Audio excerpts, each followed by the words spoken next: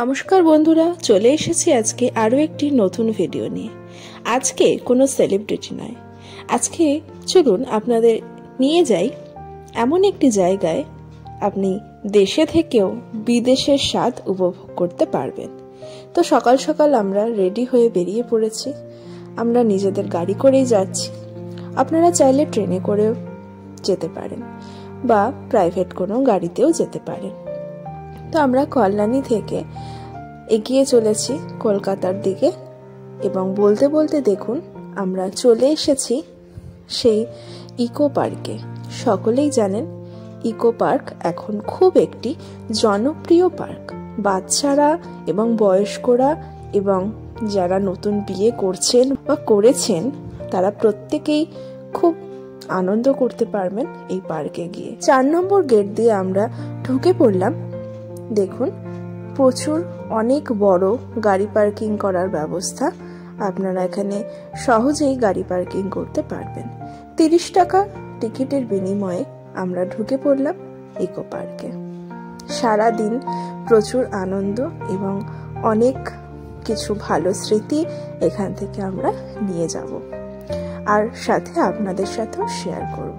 তো সবার প্রথমেই আমরা চলে গেলাম 7 ওয়ান্ডারে। 7 ওয়ান্ডারে ঢোকার জন্য আপনাদের 30 টাকা করে টিকিট কাটতে হবে।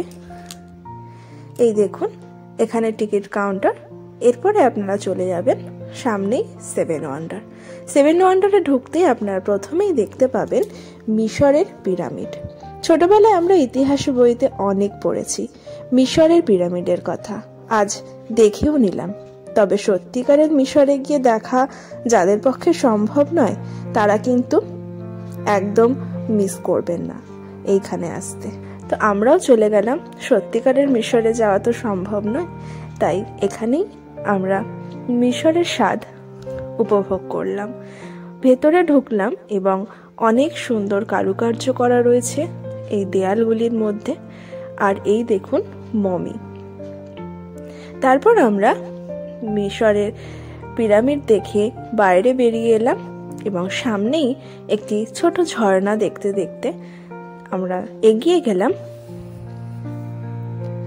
পেট্রাতে। পেট্রা ডরজান, যেটি সম্পূর্ণ বেলে পাথর কেটে তৈরি করা হয়েছিল। এই মহলটি অনেকদিন লুকোনো অবস্থায় ছিল।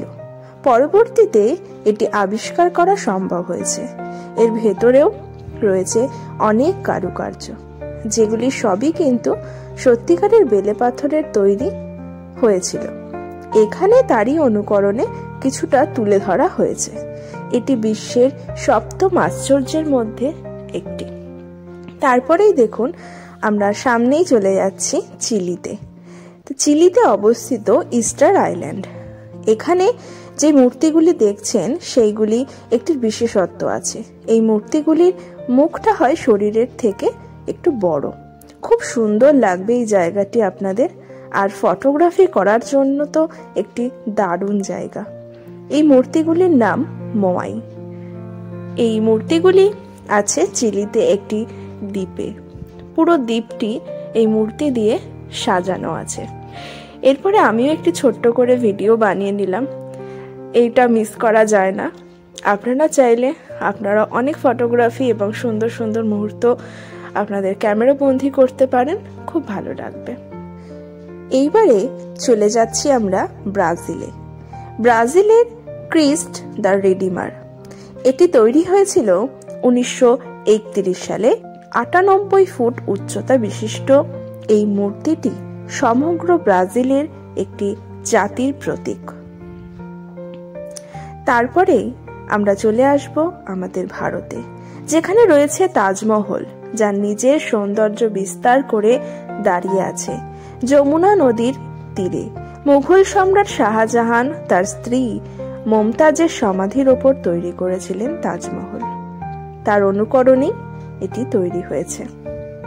এরপরেই আপনাদের নিয়ে যাব চীনে, যেখানে আছে 10,000 ফিট উচ্চতা বিশিষ্ট 21,196 কিলোমিটার বিস্তৃত একটি প্রাচীর, যা চীনের প্রাচীর বা মহাপ্রাচীর নামে পরিচিত।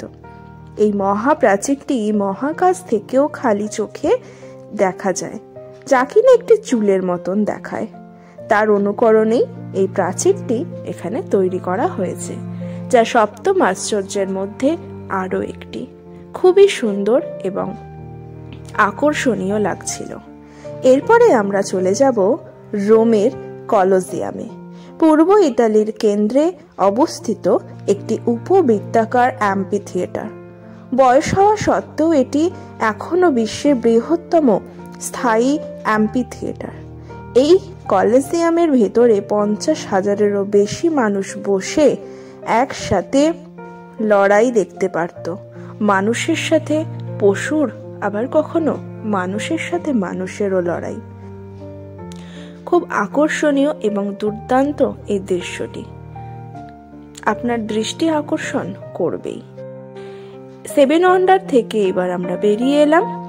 এরপরে আপনাদের নিয়ে যাব প্রকৃতির সৌন্দর্য উপভোগ করাতে। এত সুন্দর প্রকৃতি এখানে আপনার ডাকে সাড়া দেবে বলাই বাহুল্য। গাছের মধ্যে ঘর বা কখনো পাখির কলতান, সবুজ ঘাস আর সবুজ গাছের মধ্যে আপনারা কোথাও যেন হারিয়ে যাবেন। তারপর দেখুন আমরা আশেপাশে অনেক কিছু দেখতে দেখতে এগিয়ে চলেছি এবং এইবারে এসে গেছি আমরা বাটারফ্লাই গার্ডেনে। এখানে অনেক রকমের বাটারফ্লাই আপনারা দেখতে পাবেন। যদিও সব রকম বাটারফ্লাই দেখা সম্ভব হয়ে ওঠেনি এবং ভেতরে ভিডিও করা বারণ, তবুও আমি আপনাদের জন্য একটু ভিডিও করতে পেরেছি। দেখুন, বলতে বলতে একটি বাটারফ্লাই সুন্দরভাবে আমার ক্যামেরায় ধরা দিয়েছে। এইটা হলো মেন গার্ডেন, যেখানে এই যে সিকিউরিটি দাদা আমাকে সুন্দর করে বলে দিলেন এখানে ক্যামেরা করা অ্যালাউ নয়। কত বড় মাঠ, এত সুন্দর করে সাজানো, সত্যি খুব সুন্দর। তারপর দেখতে দেখতে আমরা চলে এলাম টয় ট্রেনের সামনে। যদিও এই টয় ট্রেনটা কিন্তু চাপা যায় না, এটা জাস্ট রাখা রয়েছে। এটি ঘুম স্টেশন নামে পরিচিত। অরিজিনাল ঘুম স্টেশনে তো অনেকেই গেছেন, এটি ইকো পার্কের ঘুম স্টেশন। ঠিক তার সামনেই হচ্ছে মাস্ক গার্ডেন।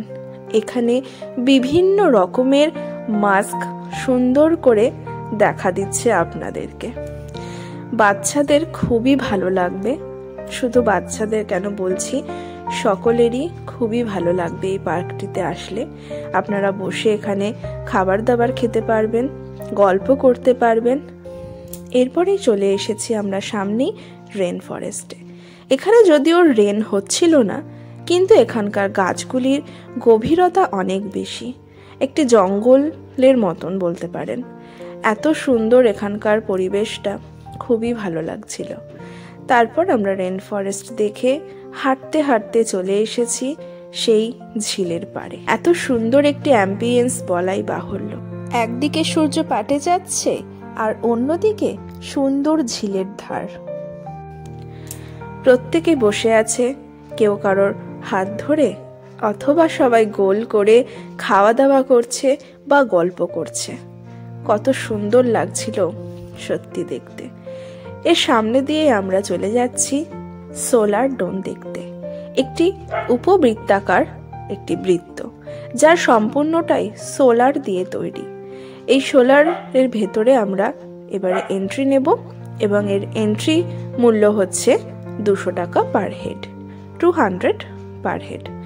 আমরা টিকিট এখানে দেখিয়ে দিলাম এবং ভেতরে ঢুকে গেলাম। ঢুকে সামনে আমরা দেখতে পেলাম বিজ্ঞানের একটি সুন্দর আবিষ্কার, যেটি হয়তো আগামী দিনে আমরা দেখতে পাব।